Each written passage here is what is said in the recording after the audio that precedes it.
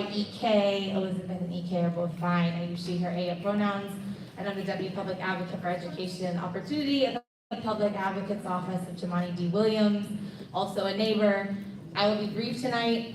I'm here, should you need additional support on any issue, get help at advocate.nyc.gov is a resource. There, on our constituent services team, we can support any individual to process a case number on anything. That includes busing from the start of the school year through the year. We've been hearing many different challenges that folks are having in terms of busing for their children. That's something that we help to help you and make sure that your child or the children in your life get safely to and from school. That's something we can follow up with the Department of Education on. There's a whole host of issues that you can reach out to us for, but we are here every community board meeting to support.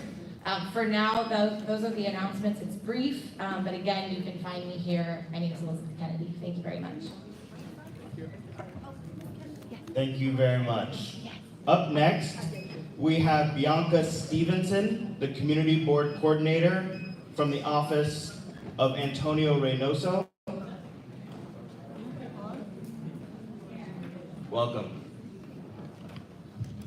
Thank you so much. Welcome, everyone. Seems a little counterintuitive to speak too much today, so I too shall be brief. Just want to welcome you all, and again, just reintroduce myself as Bianca Stevenson. I'm the Community Board Coordinator at the Office of Borough President Reynoso, who just wanted to welcome back board members to in-person meetings, and to just know that Borough Hall is always a resource for you.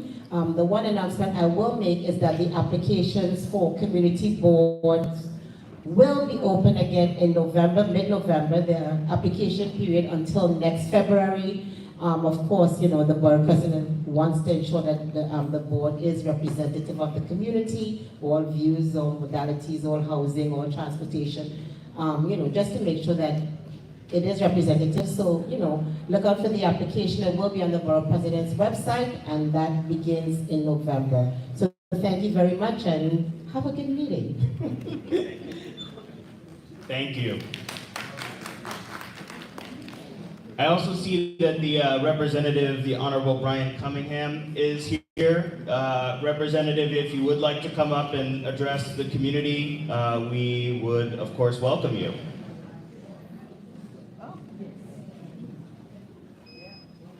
Thank you, Mr. State Senator. Here you go. Good evening, everyone. Good evening. Well, it's good to see so many people here this evening. My name is Brian Cunningham. I am the State Assembly Member for the 43rd Assembly District. So if you live in Flatbush, Crown Heights, and Prospect Lefferts Gardens, I represent you in Albany. Over the month of September, it's been a very busy month for my office. In fact, we've hosted a total of 2 town halls. And both where I think people may have gotten a robocall from me last week. We called about 147,000 households to inform them of the town hall. And unfortunately, the attendance wasn't as good, so I'm glad I came tonight to see many of you. But on October 5th, we are having our 3rd town hall, which will focus mostly on quality of life issues in the 43rd, reporting back what I've done in Albany from a legislative perspective, and also what we plan on doing in the session ahead. We are having a special town hall, separate and aside from the 3 town halls. So we had 2 already. The 3rd one's October 5th at 6 o'clock. It's gonna be at MS2. So please tell a friend to tell a friend. I will do another robocall on that to make sure people get that information. But when we did the robocall, we got a lot of calls back saying, I got a call, I wasn't sure what the call was about. So we're gonna do it again, and it's in our newsletter. But the 4th town hall we'll have in October, we dedicated specifically to answering questions on the Vital Brooklyn project, which I heard a lot of energy in the room about and a lot of questions. So we'll make sure that the relevant state agencies that can answer those questions will be present in the room for you guys, and we'll make sure that that goes out. If you are not currently receiving emails, our office sends emails every week, and we have a pretty high open rate, about 30% of people open emails, but if you are not currently getting our emails, I would encourage you at this moment to take out your phones and to text the word D43 to the phone number 66 866. I'll say that again. I encourage you to take out your phone now or write it down and to text the word D43 to the phone number 66866. Once you do that, you'll get a response back that asks you for your email address. Please put the email address that you read on that particular response, and that way you'll make sure that you get every Friday, between Friday and Sunday, you get an email from our office that will explain every community event that's happening that our office is hosting and other events that are happening in the community. If you have other questions, as many of you know, our office is located at 249 Empire Boulevard on the corner of Empire and Rogers, right across the street from the gas station. You got the text operator? You got it? Did I say hi? You got it? Okay. Our office is right across the street from the gas station, the BP gas station. We're open Monday through Friday, 9 to 5. We take constituents generally on Tuesday, Wednesdays, and Thursdays. On Monday, you'll appreciate the staff is meeting and trying to get the week together. And on Friday, we're trying to close your cases out. So please, if you have questions or concerns, please come by the office. Again, our phone number is 718-771-3105. And I'm not sure if I'm allowed to take any questions. Not at this point. Not at this time, but in my town hall, I run the mic and I'll definitely take your questions. Looking forward to seeing you October 5th, 6 p.m., MS2, and you will hear a special announcement again about the vital Brooklyn Town Hall. Please, if you need accurate information about the project, where it started, how it got here, where we are, please attend that and talk directly to the people that are going to be able to answer your questions. Thank you so much and have a good evening. Happy fall.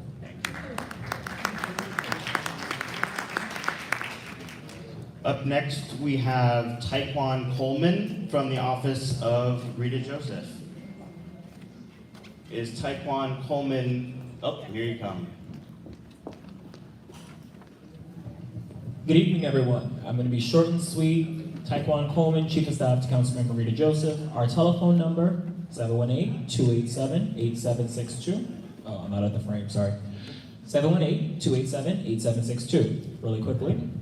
On Tuesdays, we partner with Community Citizenship Now for our free immigration clinic. Please call our office to schedule an appointment. Wednesdays, FQC. Thursdays, CUF. They're all over there, by the way.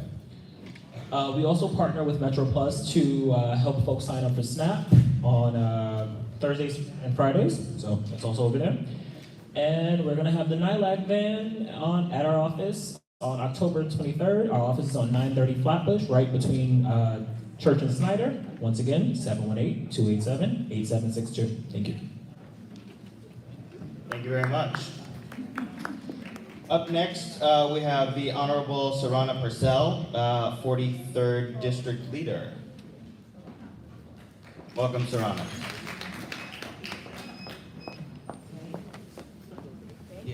I'm going to try to be brief. There's so much important information on the agenda this evening. Hi, good evening. My name is Sarana Purcell. I'm the 43rd District Leader, female District Leader for the 43rd Assembly District, which includes Crown Heights, Prospect Lefferts Gardens, and East Flatbush. So just some quick announcements. November, we do have a general election, but I want everyone to make sure that they're aware of some important dates, because our democracy is important. So Monday, October the 23rd is the deadline to register for absentee ballot. And then that's October 28th is the voter registration deadline. So that's very important. In our district, we have a number of early voting sites that will take place from October 28th to November the 5th. The locations will be SUNY Downstate, Brooklyn Museum, Bethune Armory, and St. John Center. There are a couple of changes that are current. Last week, Governor Hochul signed a package of legislation, a 10-point voter registration, a 10-point reform to election reform. I don't have all the details for all the legislations and the bills, but myself and a number of our district leaders were meeting with the Board of Elections to figure out how it's going to impact our role moving forward in regards to managing the polls, in regards to making the site accessible. So we'll be having that meeting next week, and once I have the information, I'll come back and make sure I update everyone. I do have copies of the flyers in the back as well, and recently it was National Voter Registration Day, which was last week Tuesday. So I also have voter registration forms in the back. It's not too late because we still have time to register people. So if you're interested in doing the event, please let me know. And the last announcement is that on September the 30th, the North Stream Merchants Association, I'm serving as a sponsor for their destination North Street Avenue to support small businesses. It's going to run from Atlantic down to Eastern Parkway. It's very important that we support our small businesses as well as minority-owned businesses. So please bring your family, bring your friends. That's September 30th, 12 to 6, and it's go from it's on North Street Avenue from Atlantic to Eastern Parkway. Thank you for the time. Thank you to the board. Have a great and productive board season. Okay, up next, we have a representative from the CCRB, or Civilian Complaint Review Board. I don't know the name here, but Scantleberry is the last name that I see.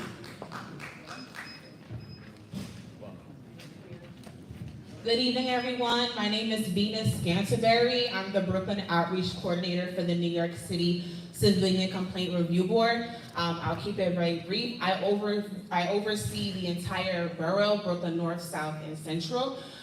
Essentially, we are an independent agency that investigates, mediates, and at times administratively prosecute allegations of police misconduct. Our jurisdiction is excessive force, abuse of authority, discourteous conduct, offensive language, and we just added untruthful statements.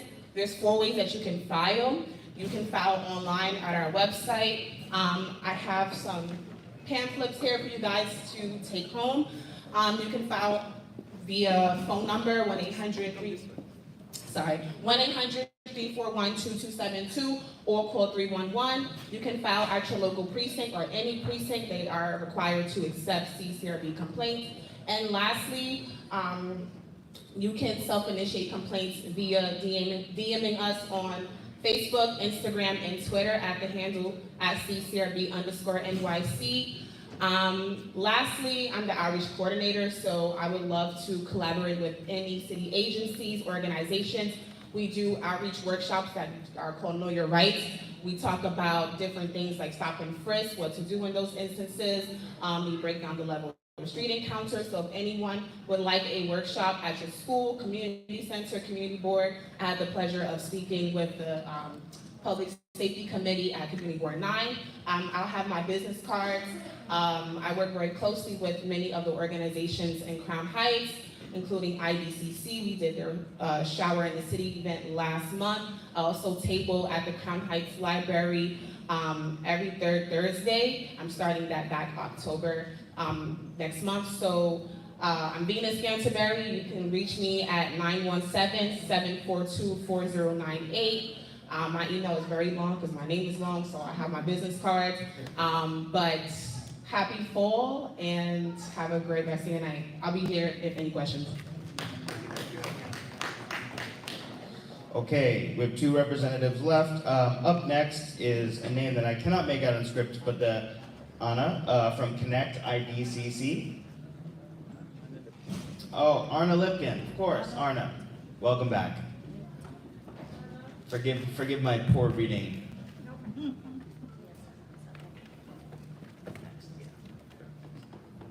Hi everybody, great to see you, and it's great to be here in person after a very long hiatus. Let's hope we can continue that way.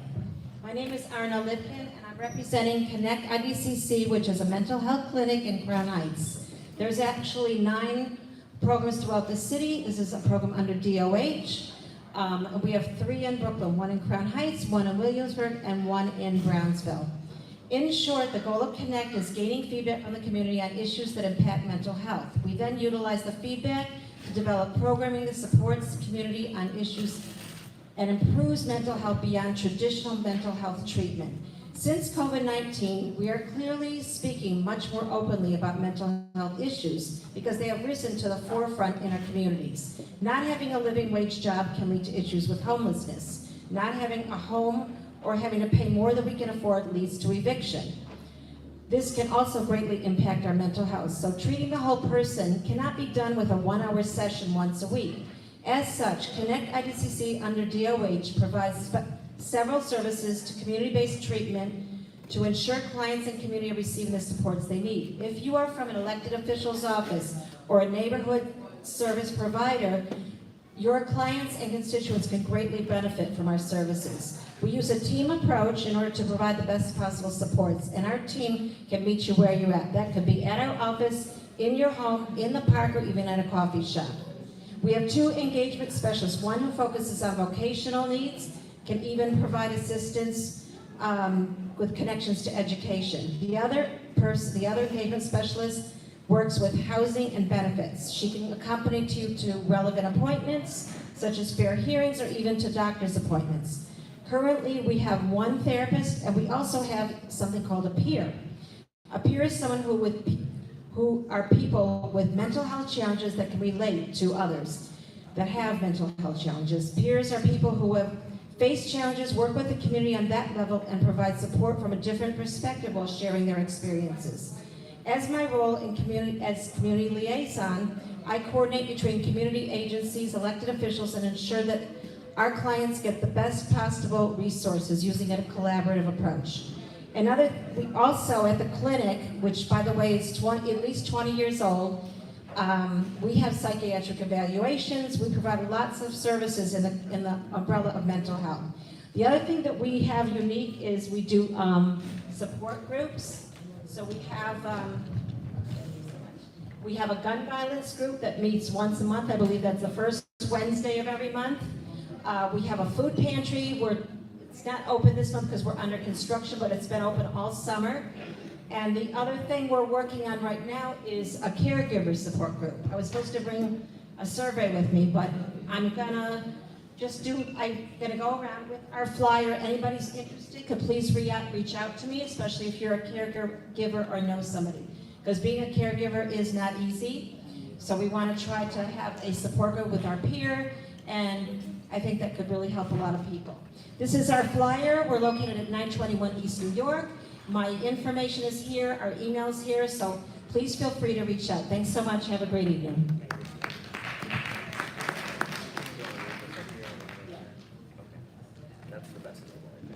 Okay, and then last we have Teresa Cunningham from DSNY. Welcome. Thank you for being here. Good evening, everyone. I will be super brief. My name is Teresa. I work in the Community Affairs Office at the Department of Sanitation. Just wanted to make sure you guys were aware of the flyers and stuff that I had put in the front. Many of you should have received one of these at your home via the mailers or the door-to-door compost outreach that's been taking place. Compost is coming to all of Brooklyn starting next week. So please make sure that you have your brown bins. If you have not ordered them yet, you are still able to do so until October 13th for free. So if you would like to have one, please make sure you order one. You're not obligated to get a brown bin, but you are obligated to compost your yard waste. So make sure you're separating your yard waste and you're setting it out on your recycling day. Our food scraps can also go inside of the brown bin, and all of the information, questions, anything, all of that's available online. But pretty comprehensive label that kind of tells you what goes where. I left some of those there as well. Also wanted to briefly announce our safe disposal event. We did have a change of location, change of venue. So just to make sure everyone is aware, it is going to be Sunday, October 29th in Brooklyn. All of the boroughs are listed, but for Brooklyn specifically, October 29th at Maimonides Park on the Surf Avenue parking lot. So just to make sure you guys are aware. Thank you.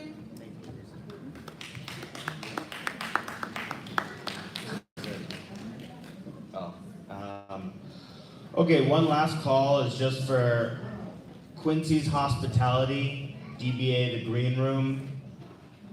I don't see any representatives here, so at this point, I'm going to pass it along to Fred to move us through the agenda.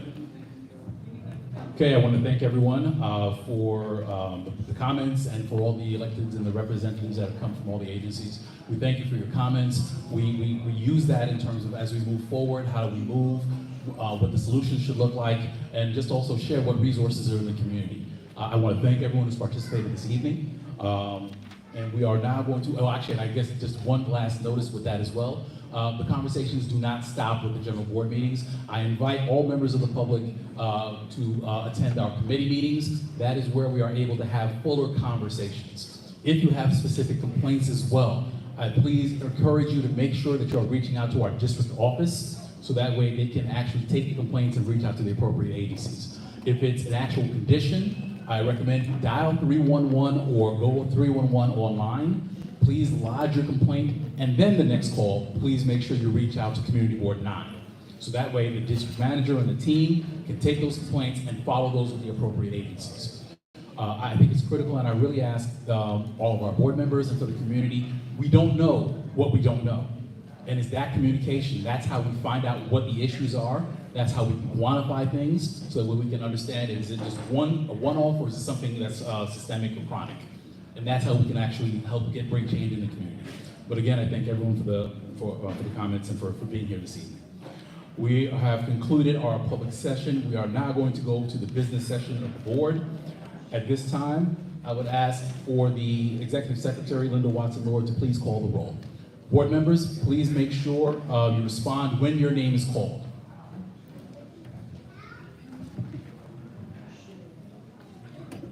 Good night, everyone. Maria Acosta. Maria Acosta. Kyrie Ali. Nicholas Almanar. Janelle Brazil Charles.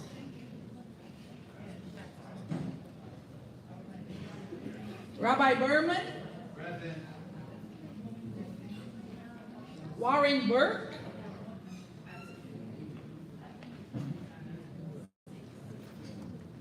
Alita Beth. Alita Beth. Augustine Blackwell.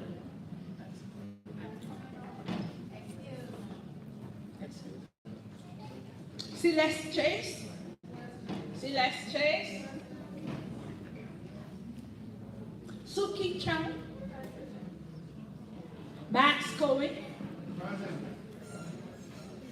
Eve Cohen. Eve.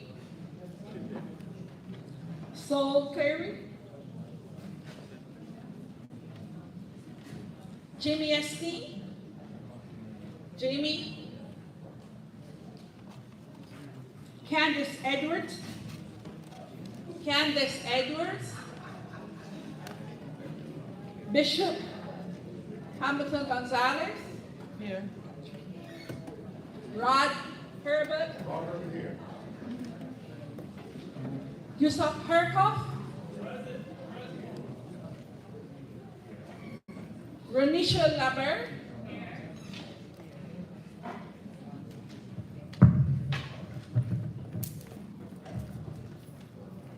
Primo Lozana. Primo Lozana. Okay. Mina Legote.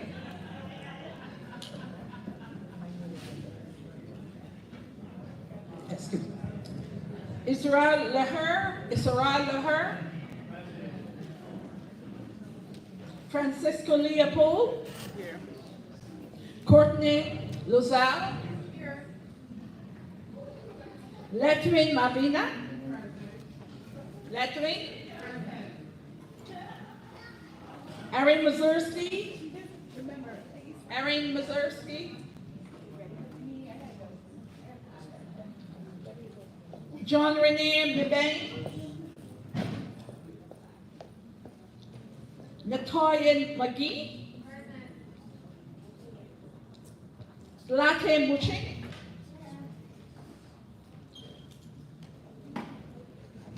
Mrs. Pat Moses. Beverly Newsom. Ethan Norville. Paul Pascal. Paul Pascal. Yankee Pearson.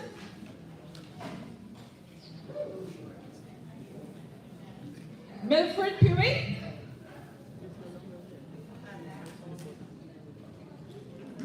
Thank you. Vanessa Rapopoulos.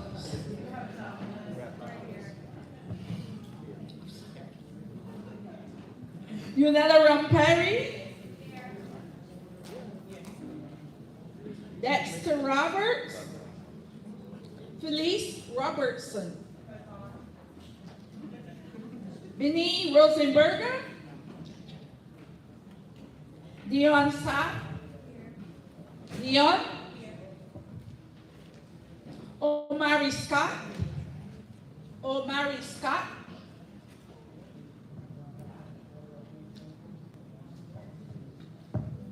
Debbie Timothy. Twyla Ware. Linda Watson Lord. Me. Miss Teresa Westerdahl. John Wolfling. Lorianne Woolsey. Lorianne Woolsey. Samel Zapman. Samel Zapman.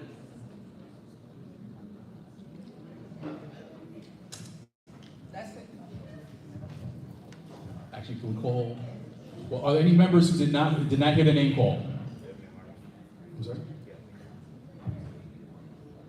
We were waiting for you, so I could catch it. Are there any members who did not respond to the name called, or who were not here when the roll was called?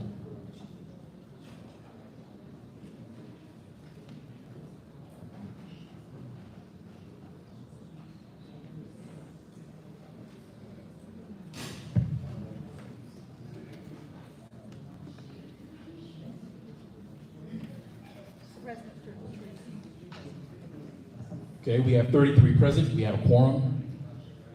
We're going to move on to the next item of business. Actually, before we do that, the one thing we need to do is the executive committee met last week, but we did not have enough officers to set the agenda. So at this time, I would ask for a motion from the board to adopt the agenda for this evening, and we'll proceed. Do I have a motion to adopt the agenda statement? I see it moved by Yunella Romperi. Do I have a second? I have a second by Beverly Newsom. It's been moved and properly seconded. Is there any objection to common consent? Call for a second time. Is there any objection to common consent? Hearing no objection, the agenda is adopted by common consent of the board. Thank you very much. The next item would be the approval of the June 2023 General Board meeting minutes. The minutes are included as part of the package and have been sent out. Are there any corrections that need to be made to the minutes at this time? None noticed. Call for a second time. Are there any corrections to the minutes? Okay, hearing no corrections, we will assume the minutes are adopted by common consent as there are no corrections. Thank you very much. We are now going to move on to item 3, special orders. The special orders for this evening is unfinished business from the June 2023 meeting, which will be the election of the member at large. At the June 2023 meeting, per our bylaws, we had our elections. All of the other positions, 6 positions were filled. There was 1 position in which a majority vote was not achieved. The bylaws call for a runoff for those, for that spot. Unfortunately, because of time constraints, we were not able to do that at the June 2023 meeting. So at this time, we are going to have this runoff round. We're going to begin this evening. As this is unfinished business, we are continuing with the same order of business that we had. The 2 candidates that were running for the position that was still contested are Nicholas Almanor and Teresa Westerdahl. At this time, I would like to ask, are you both still interested in running for the position? Yes, I am. Okay, hearing the affirmative for both, we have the ballots have been prepared. John Wolfling was part of the nominations committee. He's going to help assist with the passing out of the ballots this evening, and we'll be coordinating the tallying of the votes. So remember, one of the candidates must achieve a majority vote in order to proceed. At this time, as I know that, yes, Can they say something? I was just gonna get there. I read your mind, Ms. Moses. All right, as it's been a couple of months since we've heard from the candidates, at this time, we will allow, do you recall what we gave last time in terms of speeches? It was 2 minutes? Okay, so we'll give each candidate 2 minutes at this time if they wish to address the board regarding their qualifications and their mission for the position. Okay, alphabetical, we'll go alphabetical. Mr. Almanor, if you come up, please.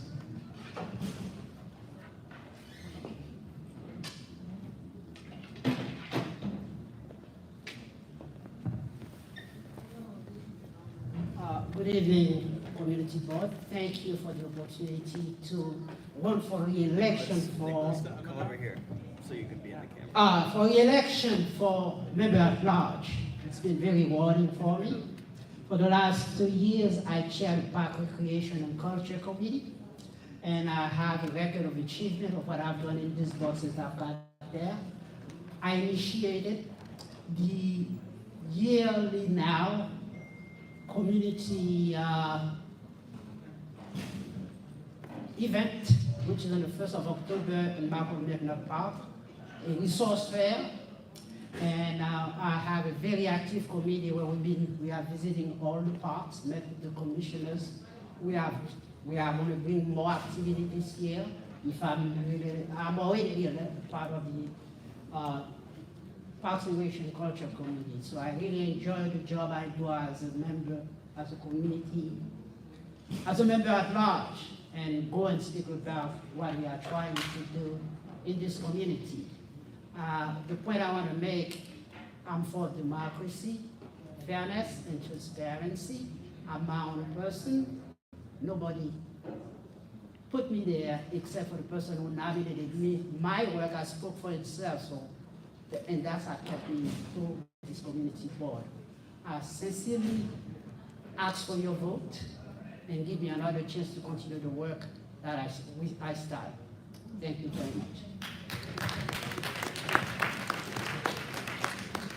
Thank you, Mr. Almanor. At this time, we'll hear from Teresa Westerdahl.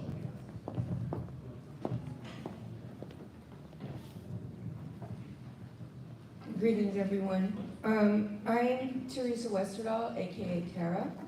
I'm running for the CB9 Executive Board Member at Large position. I was nominated in the spring of this year, and accepting the nomination was a surprise for me. And I have taken the Member at Large duties to heart, believing I am an excellent candidate for this position. My duties would be to ensure that the Executive Board is addressing the needs of the community and the members of the board. For the past 2 years in my service to Community Board 9, I've been ensuring that important issues are addressed. For example, when the 5G towers were installed in our neighborhood without notice in the summer of 2022, I advocated on behalf of my neighbors and the board. I researched extensively. I contacted people involved, inviting experts to educate and speak about the towers to the board and the community. I attended other board meetings throughout New York City who are grappling with the same issue. I was instrumental in preparing a resolution for a moratorium of the 5G towers at the Environmental Protection Committee, which was passed by the full board. Thank you. I hope everybody appreciated that. It was a lot of work. And it is with the same attention to detail and tenacity that I intend to represent and serve the board, as well as the residents of the community I love. In addition, there's been a recent response to timeliness at CB9 meetings that I've noticed. This was an issue I focused on in my initial campaign statement for the Member at Large position in June. And I appreciate it. It seems like we're doing much better. I also advocated for water and snacks at these long meetings. We don't have that. I'm almost done, Fred. This was an issue I focused on in my initial campaign for Member at Large. I think everyone can appreciate the need for efficient effective, and timely meetings. It is my intention to support the continuation of timely meetings. Finally, I believe that the executive board of CB9 needs more diversity to represent and reflect the population of the community. I will be that diversity. Thank you for listening and hearing me out.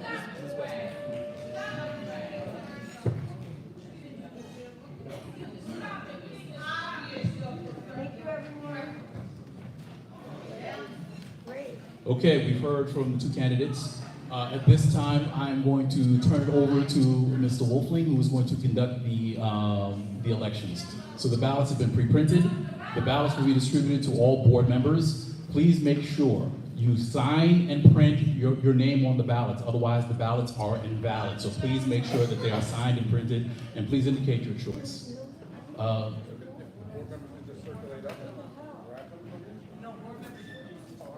Okay, yes. So at this time, just to make sure all the board members get it, we can verify the board members get the ballots. Please come up to Mr. Wolfling, and he will distribute the ballots. When they are finished, please make sure you return them to him. He is going to conduct the tally, and he will report back to the board shortly.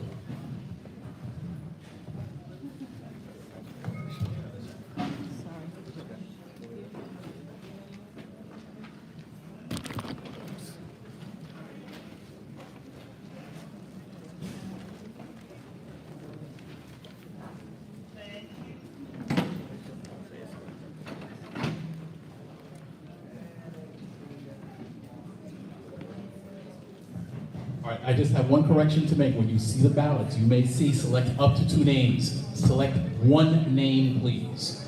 One name, there are only 2 names on the ballots. We need to make sure that the winner gets a majority vote, so select one name.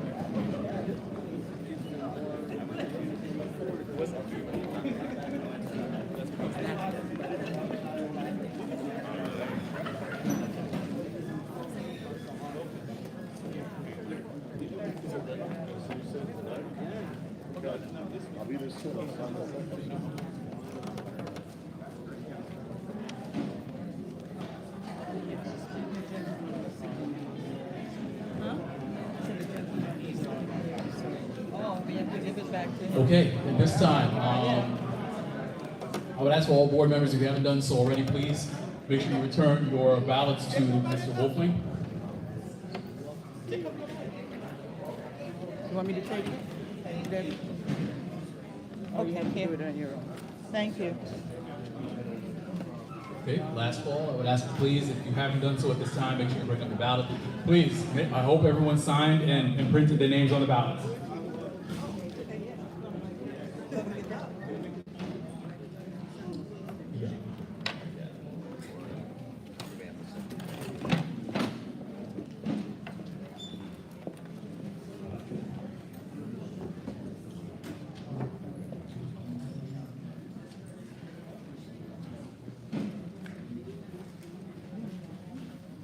Okay, so while the ballots are being counted, we are going to continue on with the agenda. So item number 4 is committee reports.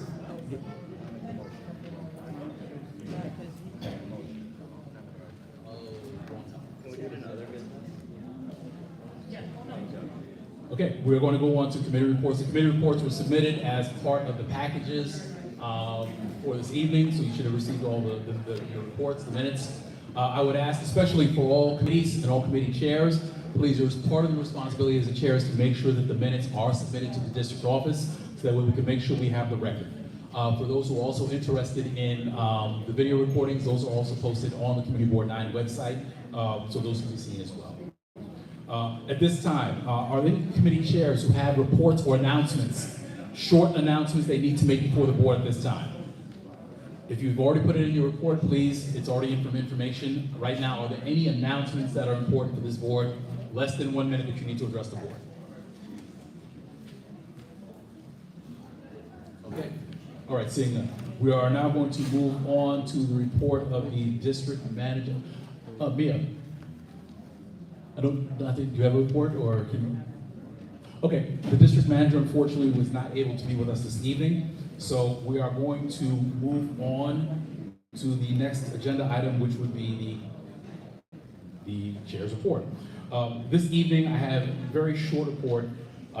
It's mainly in terms of some of the things we've been doing and some of the things, the direction that we're going in terms of things we need to accomplish for this upcoming year.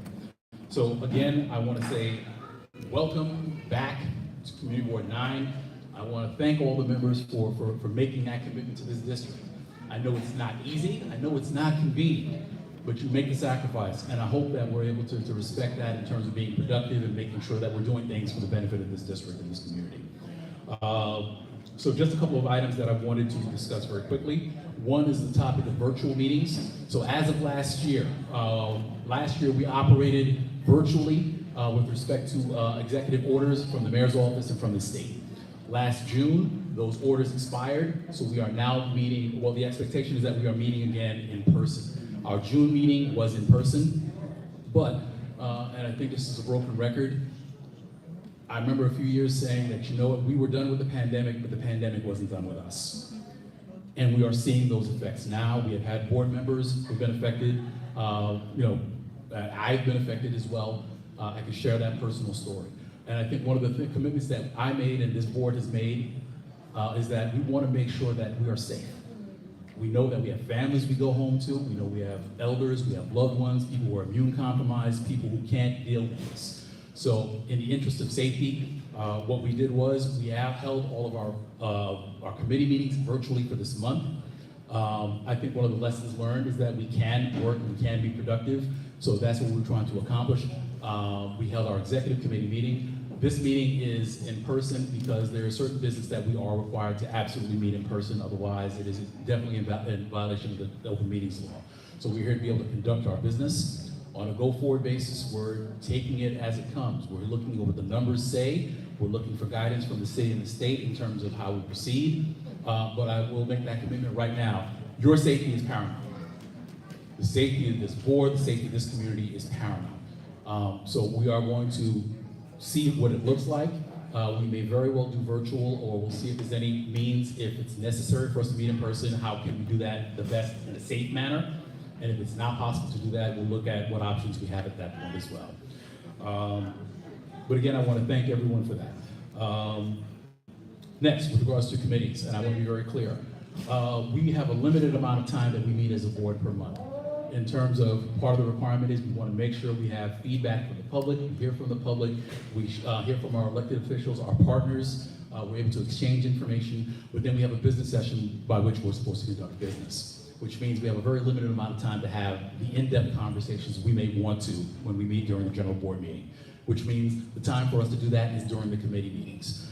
So I encourage everyone in the public to please make sure on our Community Board 9 website, we have all of our meetings are listed. Please make note of whether they are in person or if they're going to be virtual for the month.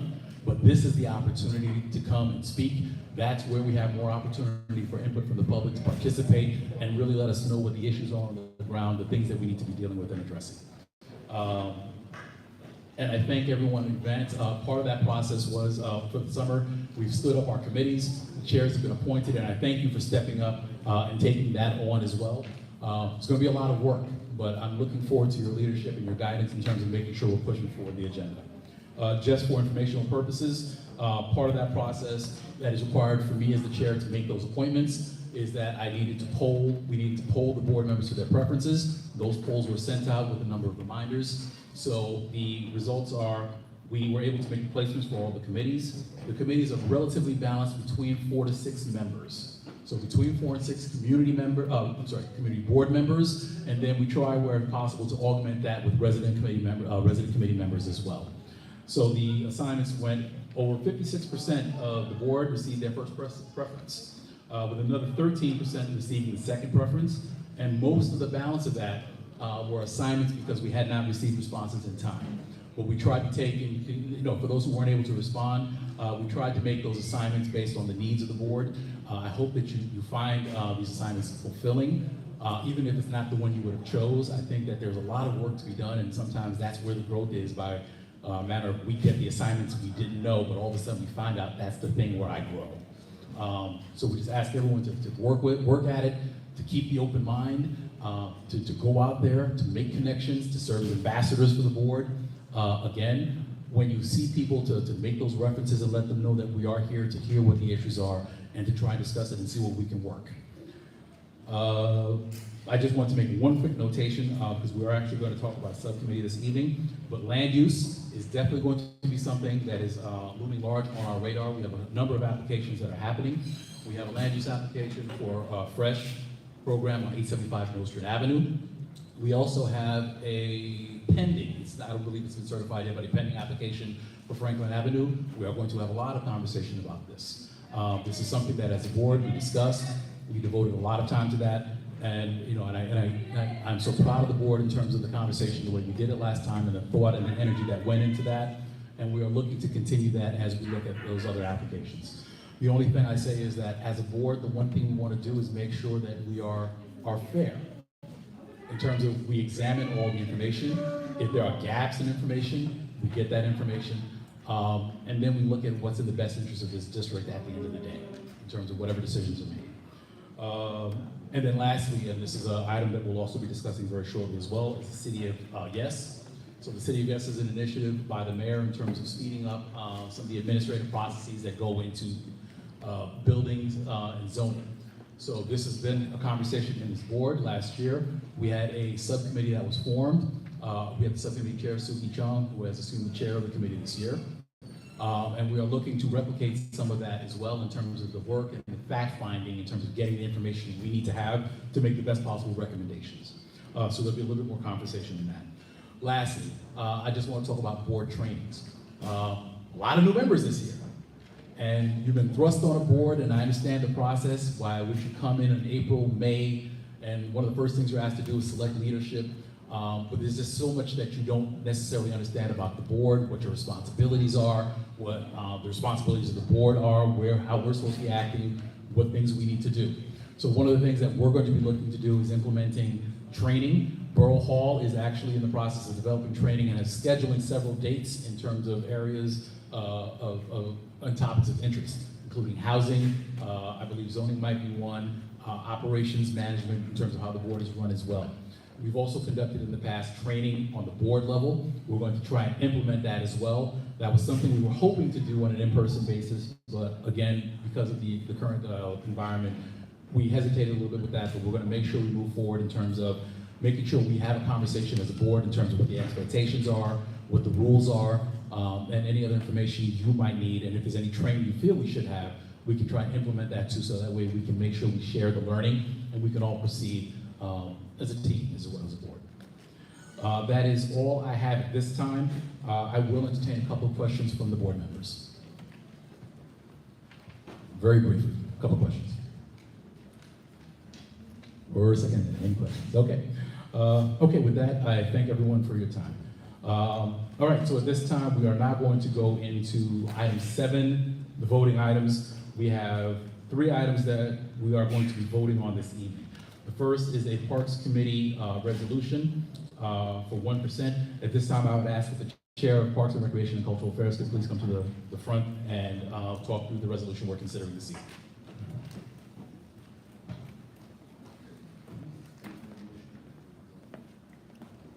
Thank you again. The Park, Recreation and Culture Committee met on our regular time, and we had a presentation from New Yorker for Parks.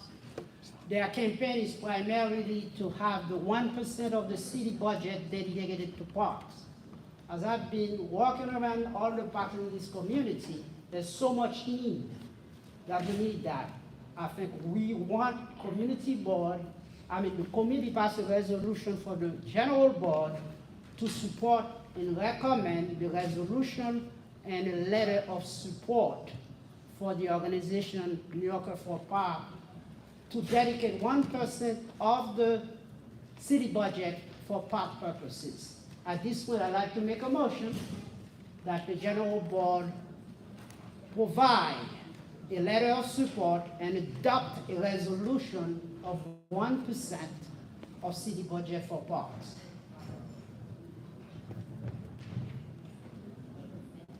Okay, so this has been moved, this has actually been adopted by the Parks Committee, and it's been moved as well by the Executive Committee as well. Is there a motion to adopt the proposed agenda, which is in the board packet? Is there a motion to adopt? Well, I have it moved by Nicholas Chair, but on behalf of the committee. Well, hold on. Let's put it on the table, then we'll take questions. Okay, we have a second from Felice Robertson, so it's been moved and seconded to adopt the resolution as written. We will take questions at this point. I'll take the speakers list. Ms. Newsom, I see you. Okay. Yeah. Do you want to come up and use the mic? Did Parks come and present in front of your committee? Say that again? Did Parks come and present in front of your committee? Are you talking the Parks Department? Yeah. No, this was, the resolution is not from the Parks Department. It's from a community organization that is putting a campaign to push the city to dedicate 1% of the budget of the city of New York for park purposes. So the Parks didn't ask for this? The Parks Department did not do that. So the reason I'm saying this to you is, if we're designating 1% of the city budget to Parks, Parks did not ask for this, what is Parks going to do with the money when they get it? Wait, let me finish. We have a park across the street from us. There were days when the bathroom was not open. There were days when the sprinklers were not on, and those days were hot. So, and now all of this free space being created, that falls under their purview as well. So if we're asking for money on their behalf, but we're not listening to what they're going to do with it when they get it, I want to know that first. I'm sorry. I know. We're just taking. We'll take the question and the statement is that. Yes, please. Is that. Well, no, I mean, I'm just saying we're taking that as your question and as a statement in terms of your support, where you have questions as to where the money's going and how it's going to be spent. Yes. Okay. I'm uncomfortable giving money to someone who didn't ask for it. Okay. Without asking them to be accountable what they're going to do with it. Who's going to get the money from parks? Which parks are going to get it? Is it going to be the free space? Is it going to be the traditional parks? Who's going to get it? They didn't ask for it. We're giving them something they didn't even ask for. Okay. No, duly noted. Thank you for the comment. All right. Are there any other questions or comments with respect to the motion on the floor? Suki, I see. I just wanted to say, Nicholas, you can correct me if I'm wrong, but my understanding is that this movement is because a lot of the largest parks and the most famous parks, like Prospect Park and Central Park, actually have to be largely supported by private conservancies that raise large amounts of money from wealthy donors. And the smaller parks don't have access to those donors. So that's why they're asking for the city to kick in more money for all parks. Is that You're absolutely correct. And I may want to say the money is going to go to the Parks Department. Now it's going to be up to us to urge the Park Department we have to go and advocate with our local city council and put pressure on the Parks Department to correct. For example, the park behind this particular building where we are has not been repaired over 20 years. One of the work we did in the parks, in the committee last year, was to go visit all the parks and see what's wrong. Then we had a visit with the board commissioner, and about, we said, this is what needs to be done. So whenever the reconstruction is going to be done, the committee must be involved into what's going to happen in those particular parks. I don't know if you saw that online. There's a park in Brownsville that reopened this week called the Van Dyke Park. So you have 3 organizations that went in there and advocated for the total refurbishing of that park. And I appreciate all Okay, I'm sorry, but no, we can't have the back and forth. I'm sorry, we can't have the back and forth. We want to make sure that all the speakers are right. All right, so listen, so here's what I'm going to do. Is there anyone else who wishes to speak on the motion on the floor? Ms. Haviko, can I see you? Hold on 1 second, I just want to get a speakers list and we're going to do that list. Is there anyone else who wishes to speak on the motion? Ms. Chase, I see you as well. Hold on 1 second.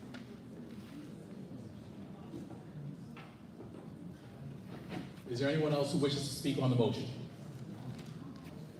Ms. Timothy, I see you. Hold on. Okay. Is there anyone else who wishes to speak on the question? Last call. Any other board members who wish to speak on the motion?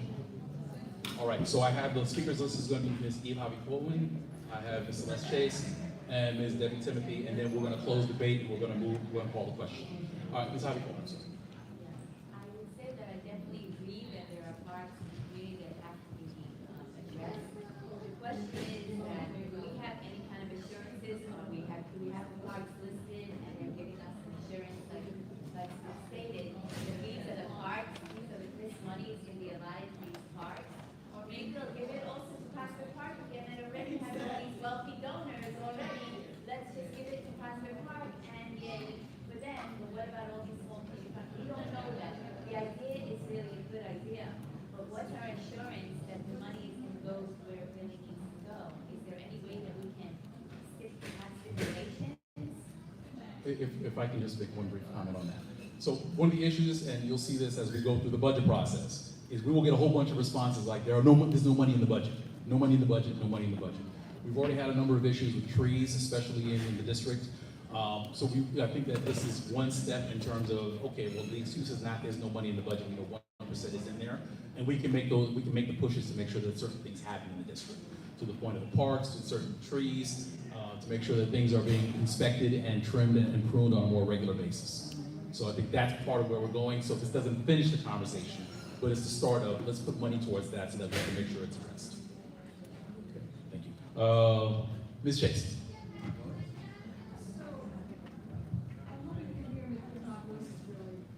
We can, but I don't know everybody else can. Would you mind coming up to use the mic? Come on, we have time. Come on up.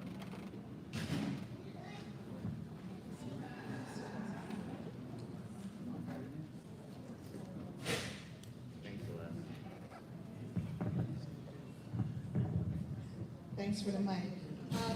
The issue for us is not this particular proposal, because the proposal is actually a good one, because it's to fund the parks beyond Prospect Park, beyond Central Park, that are being neglected, and that's what Suki was saying.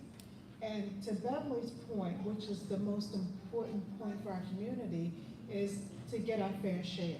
And so whether or not the budget is $1 or $1 million, if we're not making City Hall accountable to us, it really doesn't matter. And so the point for us as a community is that every one of us has to be accountable to the needs of the community. And so on the Parks Committee, so there's an assessment that's going on, but there needs to be more follow-through. So one of the ideas I had is that we go out every month, we take pictures, we see what's done. We go back to those same groups to say, this hasn't been done, we demand that it be done. And the same way that we do that, we need to deal with the housing issues that people have been talking about, because they are important issues that impact our entire community. And sometimes the way people say things, it's not heard, it's not received, it's not appreciated. But that does not mean that the person is not acting in the best interest of the community. And so we need to separate some of the ego that we all have and address our community and the needs of the community. And so for me, it's like, I am ready to go out Saturday morning with other community members, take pictures, and do my share to go to City Hall and show these pictures and say, it's not being done. We demand better for our children in our community. That's what we need to do. And so all of the talk that we do in these rooms is really quite meaningless. And so for me, working every day, if we can't do something that's meaningful for our community, then I know I can't be here because I work full time. But I can be part of projects that are meaningful, not time consuming and not just a lot of talk without following through. And so that's my mission, and to talk to the Parks Committee, which I'm on that committee, and to actually implement those ideas on whether it's housing. People talk about it, but they have to come up with programs for follow through. And so those are my points for tonight. Thank you.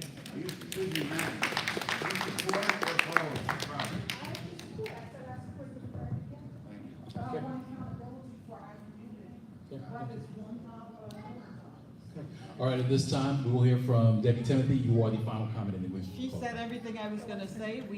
Somebody needs to be accountable. Bless you. Oh my goodness. Been just let there, it go. done that, and I know what happens. I agree. I love I'm it. just saying, yeah. No, okay. No, thank you very much. All right, so with that, that was the last speaker. The speaker's list is now closed. We are now going to call the question. So the motion on the floor is the adoption of the resolution as presented by the Parks Committee Chair. A vote yes is in favor, and we will adopt the resolution. A vote no is in opposition to the resolution that is written. Yes, the resolution is included in the packet. Okay. At this time, if I could ask, Madam Secretary, can you call the roll? Well, hold on one second. Before we move, if we say no, right, does that mean Parks lets it die right there? If it fails, yeah. The board's not in favor, so we're not going to do it. Okay. Hold.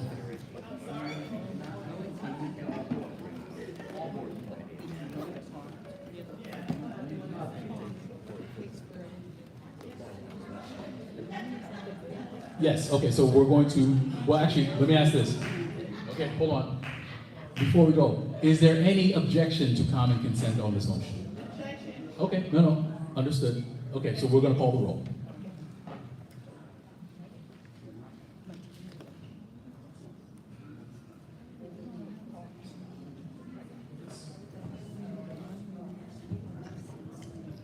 Maria Acosta,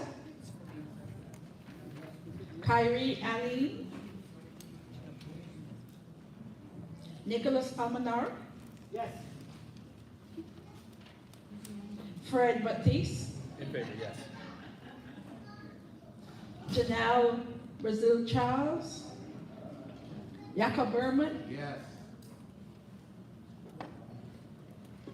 Warren Bird, Aletha Bass, Augustine Blackwell, Celeste Chase, Suki Chow, Max Cohen, Eve Cohen. So Carrie, Jamie Epstein, Candace Edwards, Bishop Gonzalez, Yes. Rod Herbert,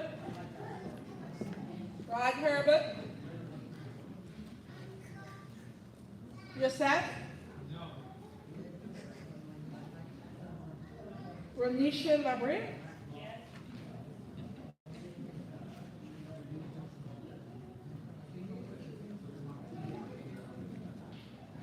Primo Lozana, Yes. Mena Gote, Israel Her, Francisco Leopold, Yes. Courtney Lazal, Yes. Latwin Mabina, Erwin Mazursky. John Renee Bean. Natoya McGee. Salat Mushin. Pat Moses. Beverly Newsom. No. Edmund Ethan Narva. Paul Pascal. Yankee Pearson. Vanessa Rapaloso. Ratapoulos. You know Ron Perry? No. Dexter Roberts. Felice Robertson. Vinnie Rosenberg. Dion Saab. Omari Scott.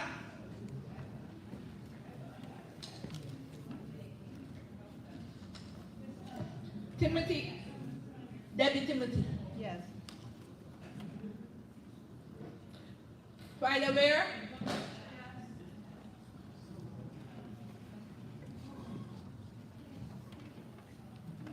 Linda Watson Lord, yes. Mr. Risa Westergaard. John Wolfling. Lorianne Wilsley. Jamal Zachman. That's you. Before we announce the results, are there any members who did not vote? If you stepped out of the room for a second, are there any members who did not vote?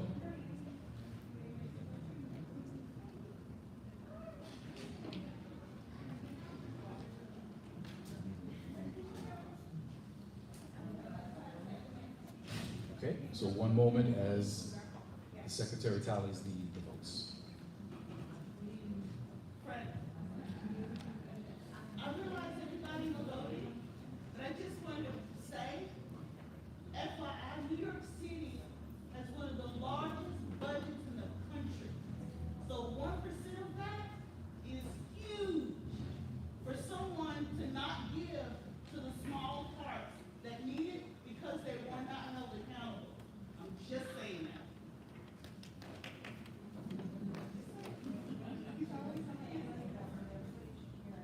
What?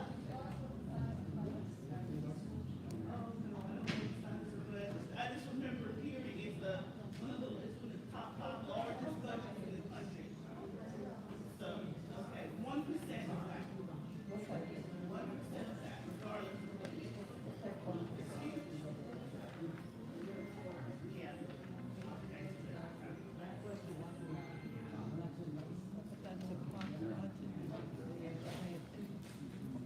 Okay, bear with us as we get this done. But I did want to echo some of the points that were raised as part of the debate. So yes, absolutely, the accountability portion is something that we need to make sure we're doing as a board.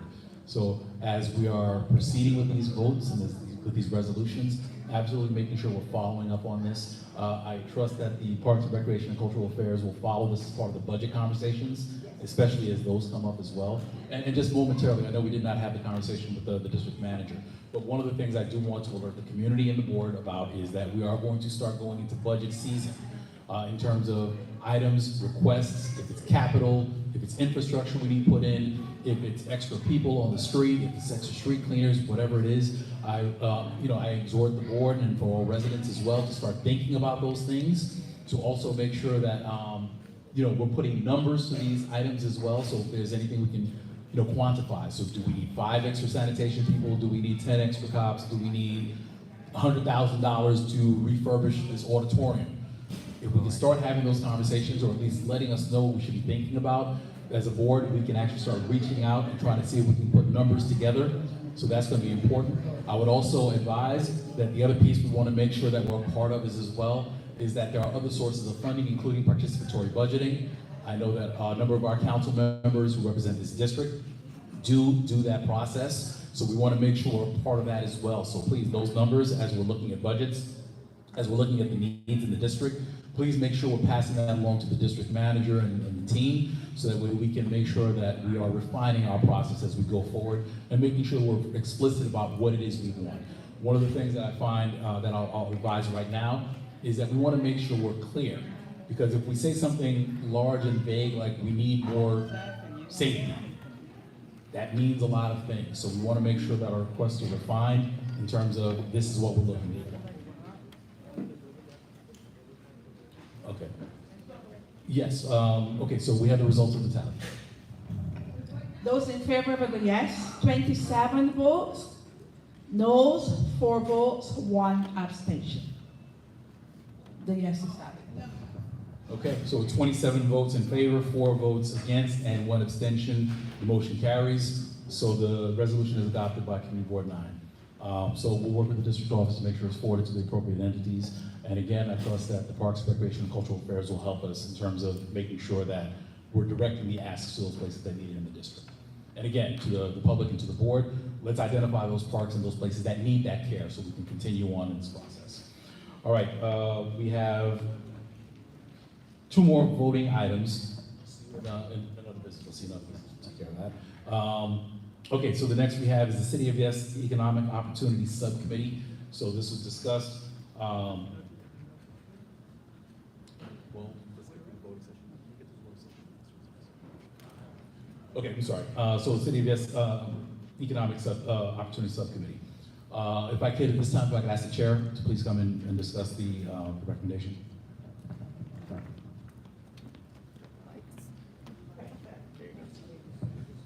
So the City of Yes zoning text amendments, the City of Yes zoning text amendments are a series of citywide zoning text amendments. We just went through last year the environmental text amendments. These are amendments that are about economic opportunity, so they will affect the commercial zoning in our neighborhood, but also the residential zoning, because many of the proposals regard introducing commercial uses into residential zones, as well as changing what types of uses are permitted in our commercial zones. So it's a complex set of proposals. There are 18 proposals. It's going to be a lot of work, so that's why we'd like to form a subcommittee. We found that worked well last time because there just isn't time to go through this in the regular ULERP committee meeting. Additionally, we'd like to invite all board members, especially the Economic Development Committee members, to join us and help us look at these amendments. Since when does a committee need approval of the full board to form a subcommittee? It's in the charter. That is a bylaw. Yeah. That is a bylaw. Bylaws. This is how we did it last time too. Okay, we're in business session, please. We are in business session at this time, thank you. Yeah. Clarify what you're asking for again. So we're asking the board to form a subcommittee to focus specifically on the City of Yes zoning text amendments and report back to our findings to the Land Use Committee. But you chair the subcommittee, yes? Well, there is currently no subcommittee. I was chairing the subcommittee last year, but our mandate expired at the end of the year, which again is according to the bylaws that we have to renew our mandate. And that was for carbon neutrality. Yes. So yeah, there was a specific Last year, there was a specific charge for that subcommittee, so that was to deal with City of Yes and the carbon neutrality text amendments that were proposed by the city. So this is looking to repeat that process with respect to the next set, which is coming up, which is for economic development, and then there's a third one coming up after that, Yes, correct? that will be for housing. Correct. So I'm sure that we'll be able to do that. Absolutely. Well, listen, before we go further into this, so let's do this. Do we have a motion on the floor to adopt the recommendation to create a subcommittee for economic opportunity for the City of Yes? Well, you'll speak on the motion. No, you get to speak on it. So once the motion's on the floor. Do we have a motion on the floor? I have it moved by Suki Chan. I have seconded by Teresa Westerdahl. All right, at this time, we'll take a speaker's list to speak on the motion. Well, actually, is it Baker? Did you want to speak on it? Any, or your comments are? Expand on it to me, please. Hello? Expand on it. Okay, so hold on, so let's do this. Suki, I guess they might want a couple of clarifications, so it's just a minute or so, just give clarification. So Suki, we'll take you first. Ms. Moses, I see you, we'll have you right after that. Are there any other members who have any questions or comments with respect to the motion? Mr. Norville, I see you as well. Any other members who have questions, comments with respect to the motion on the floor? I call again. Any other members who have questions? Repeat the motion. Sure. Well, the motion is just to adopt the recommendation to create a subcommittee for the city of Yes on economic development. What a timeline for that subcommittee, how long is it gonna? Well, the subcommittee would go automatically for a year, but the question will be right before that. I believe it comes up in a couple of months. So we'll have a recommendation that'll go to Europe before that. All right, I'm sorry. Suki, if you could just, if there's any questions, any clarifications you want to make, and then Ms. Moses. Maybe you could speak to that timeline question. Yeah. So just to clarify, there is a limited amount of time that we have to comment on this issue. It's being referred to the Department of City Planning in October, and it will start the formal public process a couple of months later. So this is, again, why we would like to form a subcommittee to be able to focus on this. We had a lot of additional meetings on the last round of text amendments. And our mandate as a subcommittee would last until the end of the board year in June, unless it's otherwise terminated or renewed. So the public process will start the public review process will start next year, but this is really the time when we can have some influence, hopefully, on what is being proposed. So I would love to, as I said, see as many people as possible at the subcommittee meetings.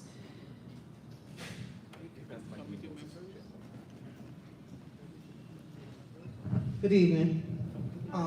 For the subcommittee, I do believe that the economics chair and some of the representatives should be on that. I went online and they were talking about every other thing, but the city of Yes is also important, even though ULUP has a process in it because it's zoning. I believe that that chair should be involved in this particular situation. The same as it goes with housing. They can't sit on the sideline and talk about everything else, but they don't study and read, and that's all I'm saying. Okay, thank you. Actually, Ms. Moses, could you pass the microphone to Mr. Norville? Right.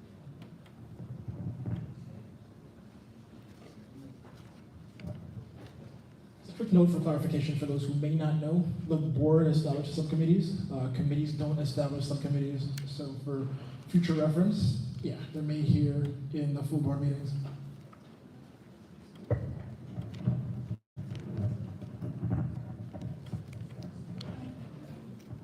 Okay, all right, those are the three comments that we had. The speakers list is now closed.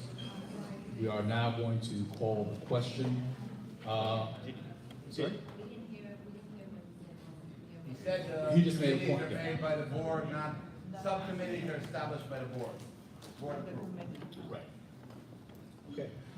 All right, so with that, we have reached the end of the speakers list. We are now going to call the question. I ask first, is there any objection to common consent? No, no objection. I call for a second time. Is there any objection to common consent? No. Hearing none. The subcommittee is approved by the board by common consent. Please note that for the record, Madam Secretary. Okay, next item we have, and actually I want to move to table this with respect to the application for the SLA. As we have not had a representative from there, and my understanding was that there wasn't a quorum at that meeting as well. We were going to try and see if we could take care of this evening, but I don't think it's in the best interest of the board to make a decision without hearing. So we'll refer it back to the committee, at which point when they have quorum, they can make a full recommendation and it'll come back before the board. All right, so we are going to move from item C. All right, at this time, we're going to move on to item number 8, other business. Rabbi Byrne? Good evening. I'm going to be fast. I know sometimes this board has a challenge with putting things on the record. So to put it on the record, I move that the board write a letter to the governor and CC all elected officials that we oppose the Kingsborough project until there's further community outreach and everybody in the community has a chance to express their reservations. That's the motion. I just want to add, I think it's especially important with the migrant crisis, which is going on in New York. I know a lot of us, we have mixed feelings, we want to support, but on the other hand, there's neighborhoods where just buildings go up, the next thing you know, they say it's going to be for locals from the community, and there's buses coming from other countries and other states. So I think it's very important at this point, we write the governor, we put it on the record, that until there's further outreach, this project should be postponed. Thank you. Anybody want to second it?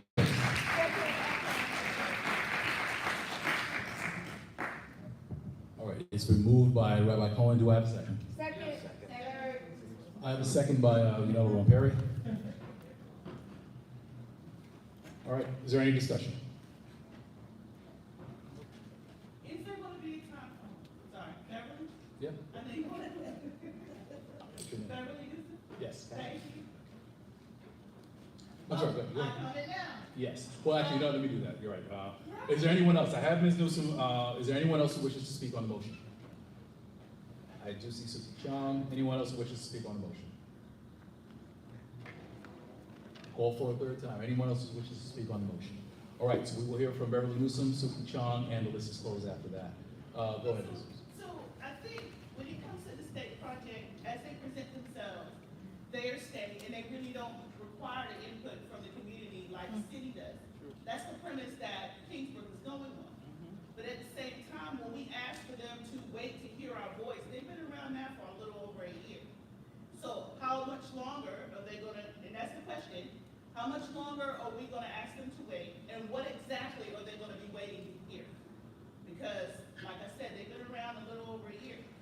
And they've been to any multiple public hearings. So that's my question. How long? I responded. Oh, Well, I wrote Beverly, I wrote a 6-page letter, and I never got a response. They may have been around, they come to meetings, they show the same slideshows over and over again, but there are people in that neighborhood just learning about the project. And there's been a lot of questions asked, and there have been no answers. So they should postpone until they could come and answer the questions. I want to put on the record that Stevie and I expressed the reservations. People in the community came and said, we've been silent, so let's put it on the record. That's it. Still, they follow the protocol. Okay. Suki, we see. All right. That's a late flag there, Ms. Ron Perry, but we'll see you last after that. Okay, is there anyone else who has a comment after this? Okay. Ms. Ron Perry, you are the last. Suki, you're next. This is really more of a question for you, but can you tell people when the general project plan hearing is for Kingsborough? Because that's the official state public hearing. And unfortunately, the GPP hearings for the other 2 Kingsborough projects passed with, I think, very few people. There was one where people attended and one where nobody attended. I was the sole person who attended. I was very embarrassed. So this is really the important thing that people need to come to, in addition to obviously writing to your elected officials. Do you know when it's scheduled? I have not heard anything on the calendar, to my knowledge. Okay. I've heard chatter about possible postponements and stuff, but I'm not aware, and I don't think any of the residents can talk yet of the date either. Of a GPP hearing. Just ask the developer. We are busy session.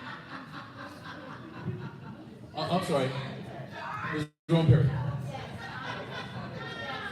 Okay, order, please. I just wanted to say that the original project was only 6 stories high.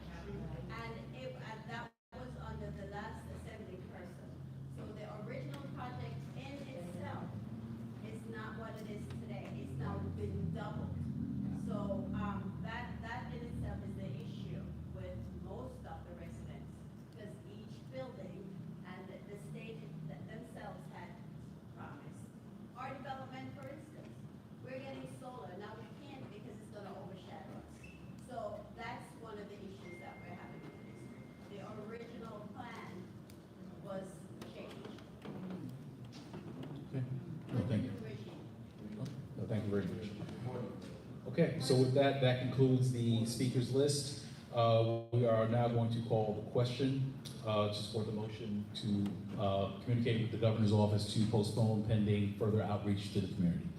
All right. Is there any objection to common consent? No. Okay, call for a second time. Any objection to common consent? Okay, hearing none. Madam Secretary, please record that the motion passes with common consent from committee The board. motion includes that we object to the process the way it's being handled now. And the first step is, what did I say? Whatever I said, somebody. Okay, whatever you said. No, we'll check, we'll confirm the record in terms of that. No, we'll make sure we confirm. No, understood, absolutely.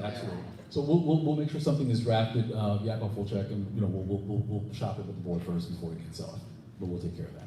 All right, thank you very much for that. Okay, this time, is there any other, well, I'm sorry, let's go back before we complete. No, we got one last thing.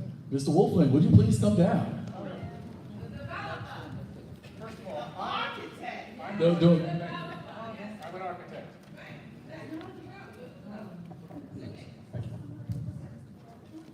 So I have the results of our member-at-large vote. Thank you for everyone who showed up tonight and helped make this election. We have 34 board members in attendance, which means 18 are needed to have a majority. Of the 34 votes that were cast, 26 went for Nicholas Almanor, 7 for Teresa Westerdahl, and 1 was void. But the 26 votes for Nicholas now make him the latest member at large. Congratulations.